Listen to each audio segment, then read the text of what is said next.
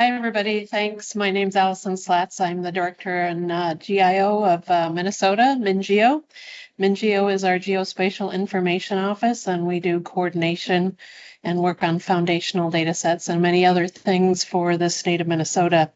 Fortunate to have the former GIO here too today, Dan Ross. So that's nice. Nice to see you, Dan. Nice to see everybody too. I've had a great day. It's been so informative. All right, so I'm just going to go through a few things here. Right, get the page down toward, there we go.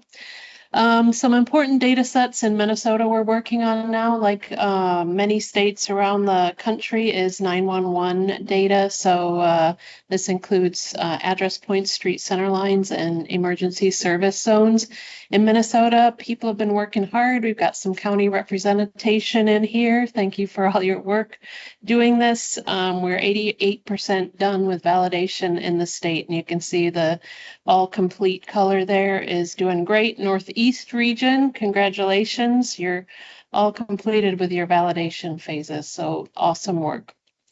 Then the next phase after validating these data sets, going through many validations to meet the national standards for emergency response, or NENA, you upload the data sets to a enterprise database. So we're doing really well on that. Northeast region has uploaded and was the second to complete this in the state after the metro area. So we're doing great.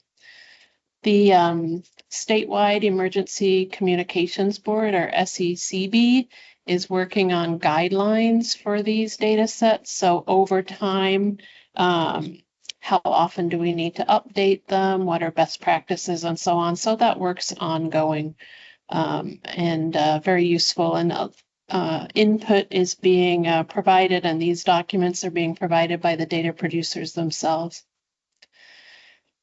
The next thing I'd like to talk to you about, many of you may have used the Geospatial Commons. It's our data clearinghouse in Minnesota. We have 48 publishers, over 1,000 resources on there. We're modernizing it over the past year and the upcoming year to include more map services. We just got an extension. We're going to work on that project through March of next year. So look for changes there. Same great data, but more usefully provided in services for you. So statewide foundational data, I just touched on those a little bit. Another foundational data set we're working on is parcels. And if in Minnesota, we are working with counties to do what we call an opt-in process.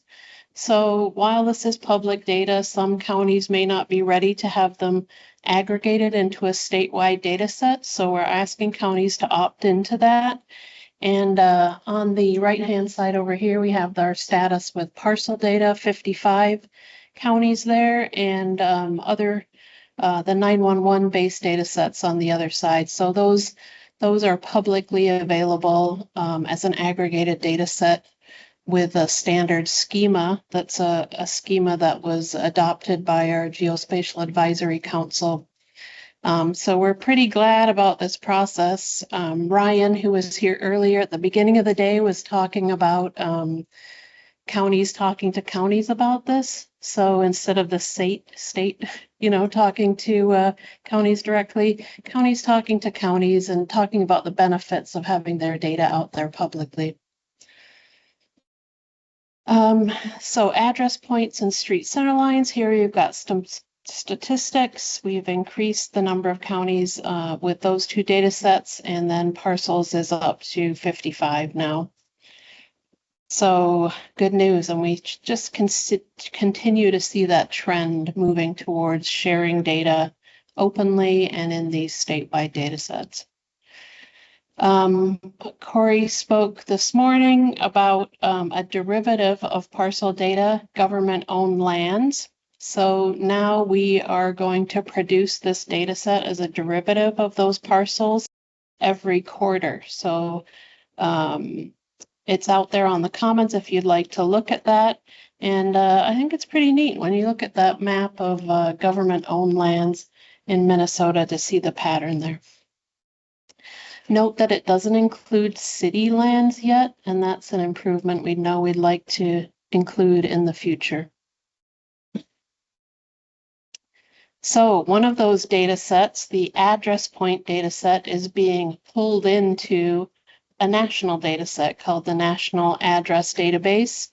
And that's just one of the benefits of having statewide data sets is not only do we get the best data aggregated statewide for our statewide use, but then this authoritative data gets pulled into national data sets for other things.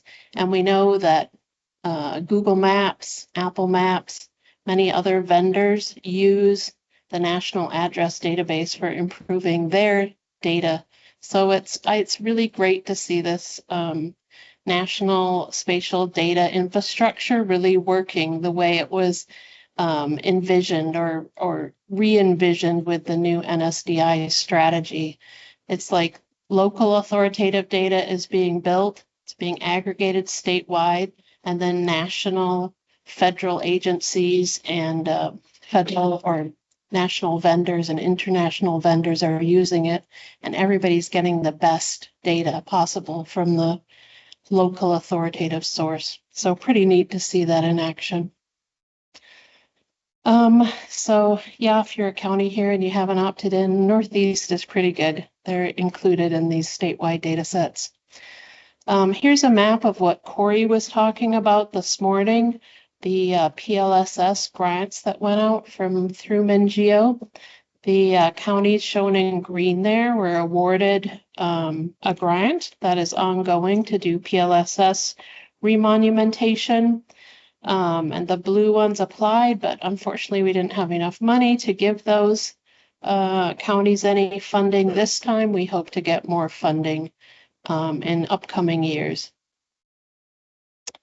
NAEP imagery was flown in Minnesota in 2023. That's available in our popular image service. So if you use that WMS, that's been updated, and we know NAEP is planning to collect this summer too. LiDAR data has been collected at most of the state with QL1 level data. It's been collected throughout the state now. And we at MnGeo are building out MnTopo 2, which will work with distributing that data. And we have the first kind of combined DEM with 3 of the LiDAR acquisition blocks that is being tested this week, and we hope to publish in the next month, and then we'll build on that DEM and the other products, and that should hopefully be available by summer this year. I'm using summer loosely there. We are part of Minute at MnGeo, and so there's an annual report out there if you want to take a look at that. And we at MnGeo were advised by a Geospatial Advisory Council that is representative of different sectors across Minnesota, public, private, nonprofit, and so on. And university, we've got Stacy here, who's a council member. And that's what guides our work at MnGeo. And here's some representation. And our next meeting, if you're welcome to attend, is on May 21st. It's hybrid. You could join us in person or online. Let us know if you want to get the invitation, and we'll send that to you. We have a newsletter. We'd love to sign you up for that. Megan here leads our communication, so she's putting together those newsletters, sharing the news of what's going on in Minnesota. And that's my whirlwind tour of what's going on with MnGeo. Thank you.